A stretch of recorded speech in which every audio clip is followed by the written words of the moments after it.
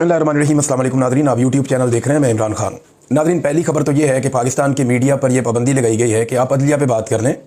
अदलिया का जो बेड़ा गर्क किया गया है 27वीं आईनी तरमीम में, उसके ऊपर आप डिस्कशन करें। दो दीगर चीज़ें हैं जो उनके ऊपर आप बातचीत करें। 18वीं तरमीम में जो पाकिस्तान पीपल्स पार्टी के एतराज़ात थे, वो चीज़ें निकल रही हैं, उस पर आप बात करें। आप उन तमाम चीज़ों पर बात करें, लेकिन आपने आर्टिकल 243 वाला मामला जो पाकिस्तान की अस्करी क़यादत की तैनाती के हवाले से या उनके ओहदे के हवाले से या आर्मी चीफ और फील्ड मार्शल के ओहदे के हवाले से जो आईनी तरमीम की गई है, उस पर आप बात ना करें, या अगर उस पर बात करनी है तो सरसरी बात करें और निकलें। ये पाकिस्तान की मीडिया को बाकायदा अहकामात दिए गए हैं कि आपने इसको डिस्कस नहीं करना, बाकी आप जो मर्जी डिस्कस कर लें। अब पाकिस्तान में मीडिया के ऊपर मुकम्मल तौर पर चेक है, तो हम कुछ लोग हैं जो ये फ़ायदा उठा लेते हैं कि इस वक्त हम पाकिस्तान में मौजूद नहीं है और हम इस पर बात कर सकते हैं। पाकिस्तान में जो हमारे दोस्त हैं, ऐसा नहीं है कि वो उस पर बात कर नहीं सकते हैं, उनकी काबिलियत नहीं है। इस वक्त वो बहुत मुश्किल में और दिक्कत में है, वो जो कहना चाहते हैं वो कह भी नहीं पा रहे।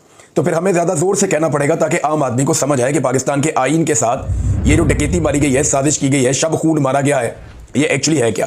पहले तरह आप समझ लें, मैंने बिल्कुल बात नहीं करनी उसके ऊपर, अदलिया वाले मामला पे। उस पर अगर आपने बात सुनी है तो जाके आप सदीक जान साहब की बात सुन लें, बाकी जो दोस्त पाकिस्तान में हैं उनकी आप बात सुन लें, वो आपको मेरे से बहुत बेहतर समझा देंगे कि अदलिया के साथ क्या हुआ। मैं आपको वन लाइनर बता देता हूँ कि पाकिस्तान में एक अदलिया हुआ करती थी, बस।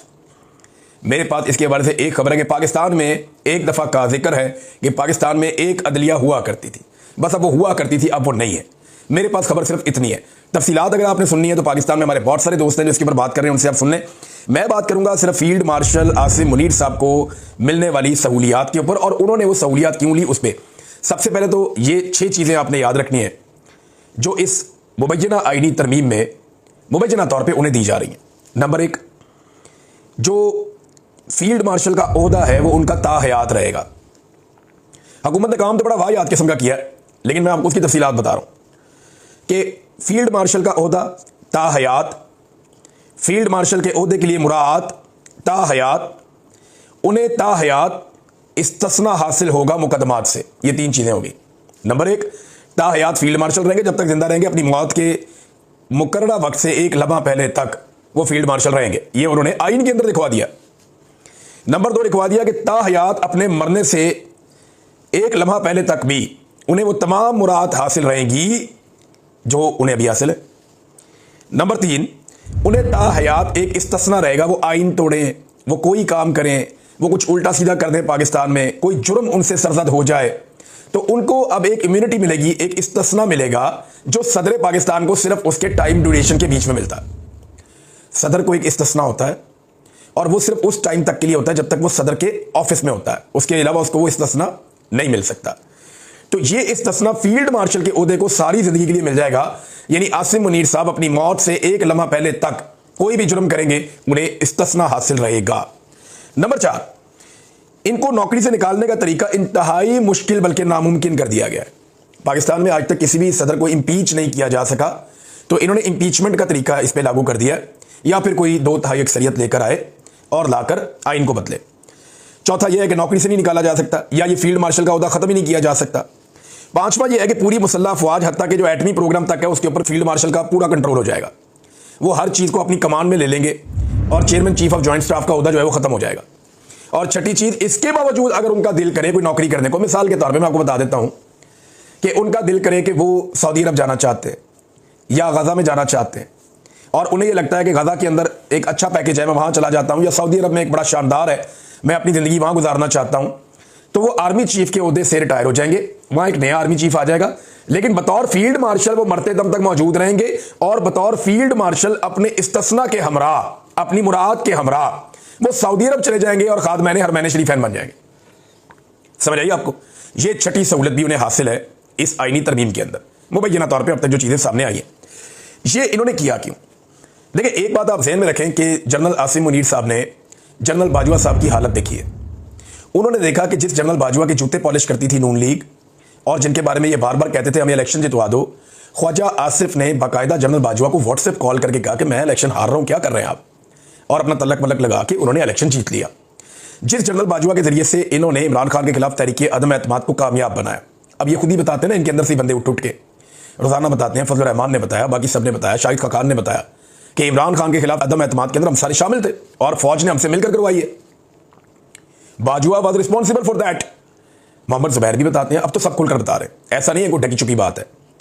तो जो जनरल बाजवा के साथ मुस्लिम लीग नून ने और पीपल्स पार्टी ने की है ना, जो जनरल बाजवा की बैंड बजाई है इन्होंने मिलकर उसकी रिटायरमेंट के बाद, तो आसिम मुनीर साहब को यह समझ आ गई कि ये लोग किसी के भी सगे नहीं है, जिस दिन मेरी वर्दी उतरेगी ये मेरी भी बैंड बजा देंगे।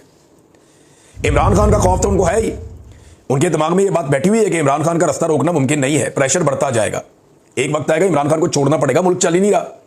अगर मुल्क को चलाना है, सियासी इस्तेहकाम लेकर आना है, तो इमरान खान को जेल से बाहर निकालना पड़ेगा। लेकिन अगर वो जेल से बाहर निकलकर रेलिवेंट हो जाता है और इक्तदार में आ जाता है, तो मेरी तो ऐसी तैसी फिर जाएगी, क्योंकि हमने तो वो सारा काम कर दिया हुआ है जो जिसकी आइन और कानून इजाजत नहीं देता। लिहाजा अपने आप को बचाने के लिए इस्तिस्ना ले लो। तो ऐसा नहीं है कि खाली इमरान खान से बचना है, इमरान खान तो आ रहा है और उसने तो आना है, और वो इसलिए आना है, आज नहीं, कल नहीं, साल नहीं, जी कितनी देर रोक लेंगे, मुल्क में इस्तेहकाम ही नहीं आएगा। तो अल्टीमेटली तो इमरान खान को बाहर आना है, तो इमरान खान बाहर आएगा तो उसको इक्तदार मिल जाएगा, ये ऑब्वियस है। बस सिर्फ कोशिश ये करनी है कि उसको 2/3 अक्सरियत ना मिले, क्योंकि अगर उसको 2/3 अक्सरियत नहीं मिलेगी तो वो आईनी तरमीम नहीं कर सकेगा और फील्ड मार्शल अपनी जिंदगी में एंजॉय करेंगे, और वो सऊदीया में एक नए ओहदे के ऊपर जा भी सकते हैं। तो एक तो PMLN और पीपल्स पार्टी का उन्हें पता है कि ये बड़े बदीद लोग हैं, ये जैसे ही मैं ओहदे से उतरूंगा ये मेरी ऐसी सैसी फेर देंगे, लिहाजा मैं ओहदे से उतरता ही नहीं, और मैं अपनी इम्यूनिटी ले लेता हूं, इस्तिस्ना ले लेता हूं। और दूसरा उन्होंने ये किया कि इमरान खान से बचने के लिए अपने इर्द गिर्द एक आईनी दीवार खड़ी कर ली। इसको और सिंपल कर लें, इमरान खान की जलगार हो रही है, वो जेल से बैठकर आसिम मुनीर साहब को ज़हनी मरीज करार दे चुके हैं। अब इमरान खान जिस आदमी को जो कहते हैं ना लोग, उसको वो इमेजिन करना शुरू हो जाते हैं, उसकी हरकतों सकनात पे नजर रखना शुरू हो जाते हैं कि यार ये ज़हनी मरीज वाकई तो नहीं है। शहबाज शरीफ को अर्दली जब से कहा है वो तब से अर्दली लगना शुरू हो गए हैं। मैं सीरियसली आपको बता रहा हूं कि मेरे अपने दिमाग में एक इमेज बन गया कि यार वाकई ये हरकतें तो वही हैं। तो अब ये भी एक बड़ी दिक्कत है कि इमरान खान साहब ने उन्हें ज़हनी मरीज कह दिया। प्रेशर तो इमरान खान साहब ने जेल से दबा के डाला हुआ है आसिम मुनीर साहब के ऊपर, और उन्हें नजर भी आ रहा है कि इसको मैं कब तक आखिर रोकूंगा। तो एक तो वो खतरा है, और ये खतरा ना PMLN के कुछ टाउट्स और कुछ टाउट्स हैं एस्टेब्लिशमेंट के, और कुछ PMLN के अपने लोग भी हैं, और वो अपने मुंह से बरमला अब ये कहना शुरू हो गए, उनके ट्वीट्स मौजूद हैं रिकॉर्ड के ऊपर, उनके स्क्रीनशॉट इस वक्त सोशल मीडिया पे गर्दिश कर रहे हैं। नजम सिटी का ऐसा ही स्टेटमेंट है कि एक्चुअली ये आसिम मुनीर साहब ने अपनी मुस्तकबिल की प्रोटेक्शन हासिल की है जिस वक्त इमरान खान साहब इक्तदार में आ जाएंगे, क्योंकि सारे डराते थे ना कि इमरान खान आ गया तो ये कर देगा, तो वो कर देगा, तो आपको नहीं छोड़ेगा, तो उसको नहीं छोड़ेगा। हालांकि इमरान खान ने कहा भी कि मैंने किसी से बदला नहीं लेना, मैं अपने मुल्क की खातिर बात करना चाहता हूं। लेकिन ये सारे डरे हुए हैं, सहमे हुए हैं। अब जिसके दिल में चोर हो वो डरता ही है ना, हर आदमी तो नहीं डरता। मैं एक मीटिंग में था कल, जर्मनी में आया हुआ था फ्रैंकफर्ट में, तो वहाँ पे बहुत सारे लोग थे। मैंने उनसे पूछा, मैंने कहा आप में से किसी को इस्तिस्ना चाहिए? तो पूरे हॉल ने कहा नहीं चाहिए। तो मैंने उनसे पूछा कि आपको क्यों नहीं चाहिए? उन्होंने कहा हमने कुछ किया ही नहीं, हमारे दिल में चोर है ही नहीं, हमें क्यों इस्तिस्ना चाहिए होगा? नबी अकरम सल्लल्लाहु अलैहि वसल्लम ने फरमाया कि मेरी बेटी भी अगर चोरी करेगी तो मैं उसका हाथ काट दूं। बेटी के लिए इस्तिस्ना नहीं था। हज़रत खालिद बिन वलीद रज़ी अल्लाह तआला अन्हु को दौरान जंग माजूल कर दिया गया। इस्लाम की तारीख का सबसे बड़े जर्नैलों में से एक जर्नैल, अल्लाह की तलवार, उनके लिए भी इस्तिस्ना नहीं था। हज़रत अबू बकर सिद्दीक रज़ी अल्लाह तआला अन्हु के लिए इस्तिस्ना नहीं था। सैयदना उमर फारूक रज़ी अल्लाह तआला अन्हु के लिए इस्तिस्ना नहीं था। हज़रत उस्मान गनी रज़ी अल्लाह तआला अन्हु के लिए इस्तिस्ना नहीं था। हज़रत अली शेर खुदा के लिए रज़ी अल्लाह तआला अन्हु के लिए कोई इस्तिस्ना नहीं था। तो जब इन लोगों के लिए, इतनी बड़ी बड़ी हस्तियों के लिए इस्तिस्ना नहीं था, तो ये किस खेत की मूली हैं जो लोग इस्तिस्ना ले लेते हैं और लगे हाथों सारे इसके अंदर अपने हाथ धोते हैं। अभी पता चला है कि तजवीज़ आई है कि जो सदर पाकिस्तान है, वो जो एक दफ़ा सदर बन गया उसको ता हयात इस्तिस्ना दे दिया जाए, यानी उसके ऊपर पूरी ज़िंदगी में फिर कोई केस नहीं बनेगा, और इसका अब इसके ऊपर जो है वो अमल दरामद कर दिया जाए। वज़ीर आज़म के बारे में भी यही तजवीज़ आई कि वज़ीर आज़म को भी इस्तिस्ना दे दें। वज़ीर आज़म अपने ओहदे से फारिग भी हो जाए तो बाकी ज़िंदगी कुछ भी करता रहे, उसको इस्तिस्ना जनाब को कोई इसको हाथ नहीं लगा सकता, कोई इसके ऊपर केस नहीं बना सकता। ये होता है कोई दुनिया में? हज़रत उमर फारूक तो दूसरी चादर का हिसाब दे रहे थे। हमें सुनाते हैं कुरान पाक की आयतें, अपने लिए इनको आईनी दीवार चाहिए और अपने लिए इनको प्रोटेक्शन चाहिए। यानी हम गरीब पाकिस्तानियों के लिए, मिडिल क्लास के लोगों के लिए कुरान पाक की आयात और उनका तर्जमा है जो अपनी मर्जी के मुताबिक वक्तन फवक्तन निकाल के अपनी ज़रूरत के मुताबिक कौम को सुना दिया जाता है, और अपने लिए इनको ज़रा भी तवक्कल नहीं है, इनको इस्तिस्ना चाहिए। भाई दूसरी सांस किसी ने नहीं देखी, कल किसी ने नहीं देखा, आप इस्तिस्ना के पीछे भाग रहे हैं। हमारे किसी खुलफाए राशिदीन में से, इस्लाम के बड़े बड़े जर्नैलों में से किसी ने कभी इस्तिस्ना लिया नहीं, लेकिन आसिम मुनीर साहब को इस्तिस्ना चाहिए कि उन्हें डर है। और ये PMLN के लोग कह रहे हैं, नजम सेठी साहब ने कहा और बहुत सारे लोगों ने कहा कि जनाब उन्हें इमरान खान साहब से यह खौफ है कि कल को इमरान खान साहब आ गए तो पता नहीं क्या कर देंगे, लिहाजा उन्होंने अपने इर्द गिर्द एक आईनी दीवार खड़ी कर दी है। आइन की इस तरह की शिकें मंजूर करवाने की कोशिश कर रहे हैं जिसके जरिए वो महफूज हो जाएं अपनी जिंदगी के आखिरी सांस तक। ये तो मेरा रब जानता है ना, हिफाजत तो मेरा अल्लाह करता है। वो हुजूम में तन्हा आदमी की हिफाजत करता है, वो पत्थर में कीड़े की हिफाजत करता है, और अगर वो किसी की हिफाजत ना करे ना तो फिर उसे कोई नहीं बचा सकता। नबी अकरम सल्लल्लाहु अलैहि वसल्लम की एक हदीस है, मुझे वो याद आ गई। आप ऊँट पे सफ़र कर रहे थे और आपके पीछे एक सहाबी बैठे हुए थे छोटी उम्र के। आपने उन्हें कहा कि लड़के मेरी बात सुनो गौर से, कि सारी दुनिया मिलकर तुम्हारा कोई फ़ायदा नहीं कर सकती अगर रब ना चाहे तो, और सारी दुनिया मिलकर तुम्हारा कोई नुकसान नहीं कर सकती अगर रब ना चाहे तो। उसका मुख्तसर मफहूम यह है कि मेरे रब की चाहत से होता है जो आता है। ये ज़ियाउल हक का भी प्लान ता हयात था, फिर उसके साथ क्या काम हुआ। ये ता हयात किस्म के वाहियात प्लान पाकिस्तान में बहुत दफ़ा बने, हमने बहुत बनते हुए देखे हैं। इसके ऊपर ये नवाज शरीफ साहब ने भी माजी में ये गलती की हुई है। ये ज़रा मैं आपको एक बड़ी इंटरेस्टिंग चीज़ पढ़ के सुनाता हूँ। ये माजिद निज़ामी साहब ने ये याद दिलाया। उन्होंने बताया कि बड़े भाई नवाज शरीफ ने सिविल मिलिट्री तवाज़ुन बरकरार रखने के लिए जनरल मुशर्रफ को आर्मी चीफ के साथ साथ chairman joint chief of staff committee भी बनाया था। ऐसे ही सारे इख्तियारात उसको भी दे दिए थे, परवेज़ मुशर्रफ को। लेकिन एक साल बाद ही अक्टूबर 1999 में धड़न तख्ता हो गया। अब छोटे भाई शहबाज शरीफ ने भी हाइब्रिड सिस्टम की मजबूती के लिए जनरल आसिम मुनीर को आर्मी चीफ के साथ साथ चीफ ऑफ डिफेंस फोर्सेज बनाने का ऐलान कर दिया। आगे आगे देखें क्या होता है।